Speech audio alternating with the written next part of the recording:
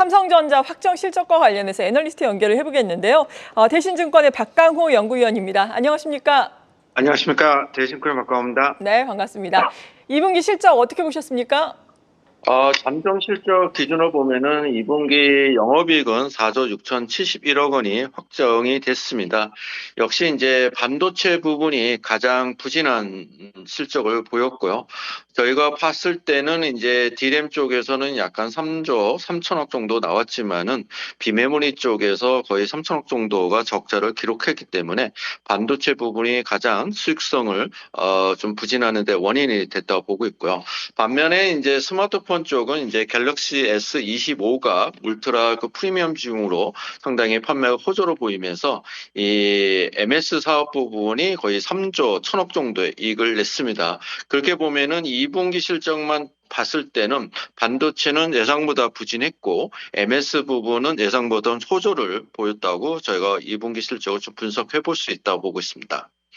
네.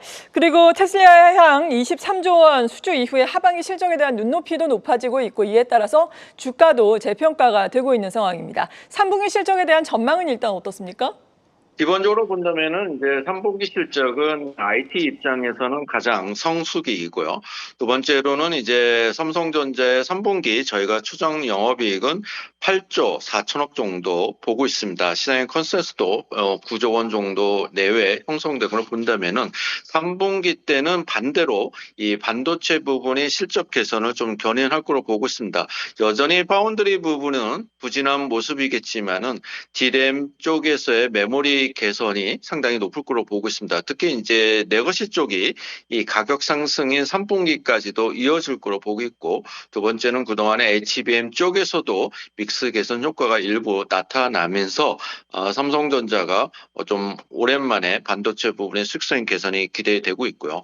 최근에는 이제 테슬라의 ISO 23조 수준은 지금보다는 이제 내년 이후에 파운드리 부분의 적자 축소나 경쟁력 확보 차원에서는 상당히 의미가 있다 보고 있고요. 테슬라 외에 제2의 또 빅테크 기업으로 또 파운드리 수주가 된다면은 삼성전자 메모리 이후에 이 파운드리 사업에 대한 재가치 분석이 좀 이루어질 수 있다. 그런 측면에서 긍정적인 뉴스로 보고 있습니다. 네, 이러한 부분과 관련해서는 오늘 10시부터 시작되는 컨퍼런스 콜을 통해서 어떤 내용들이 또 추가적으로 밝혀질지 주목을 해봐야 될 것 같습니다. 아무튼 삼성전자 요즘에 이렇게 호재성 뉴스들 공시 내용도 나오다 보니까 목표 주가 상향 조정 리포트도 많이 나오고 있더라고요. 요 며칠 사이에 삼성전자의 주가도 많이 올랐는데 대신증권에서는 삼성전자에 대해서 어떻게 보고 계십니까? 저희는 이제 목표 주가는 이제 88,000원을 제시를 하고 있고요. 다만 이제 7월 달에 들어오면서 단기적인 어떤 주가 모멘텀은 이제 하이닉스보다는 삼성전자 쪽으로 이동을 했기 때문에 지금은 삼성전자를 더 선호하고 있습니다. 대신증권에서는 가장 큰 요인은 이제 하이닉스가 뭐 나쁘다는 의미보다는 연초 대비 주가 상승이 높았고 지금 입장에선 내년도에 HBM 프리미엄 가격이 지금보다는 줄어들 가능성이 있기 때문에 이제 삼성전자나 마이크론이 들어오면서 그런 차원에서 본다면은 2분기보다는 3분기의 실적 개선 폭이 상대적으로 높은 삼성전자의 주가 추이가 더 좋을 수 있다 보고 있습니다. 이런 부분이 테슬라의 수주와 그 다음에 뭐 2주 후에 반도체에 관련된 관세가 얘기 나오겠지만은 여전히 뭐 우려 대비 큰 폭은 아닌 거로 본다면은 당분간 하이닉스보다는 삼성전자의 주가 모습이 더 좋을 거로 보고 있고요. 조금 연말까지 길어 본다면은 분명히 삼성전자, 하이닉스 이런 반도체 주가들의 업사이드는 충분히 여전히 남아 있다 보고 있습니다.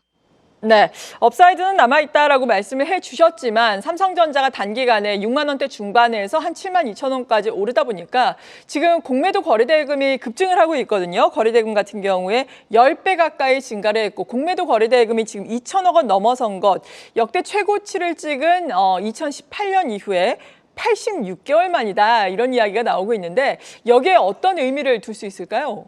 분명히 뭐 공매도가 좀 늘어난 부분은 이제 단기 상승에 대한 우려는 분명히 존재하고 오늘 관세가 또 이제 15% 타결 합의됐지만은 여전히 뭐 없던 것보다는 부담이 되고 또 추가적으로 이제 반도체는 부분에 대한 관세가 있기 때문에 공매도가 좀 늘어났다고 보고 있습니다. 그렇지만 저희는 여전히 이제 AI 중심에 대한 인프라 투자는 오늘 메타나 마이크로소프트의 실적을 본다면 계속 여전히 강하고요.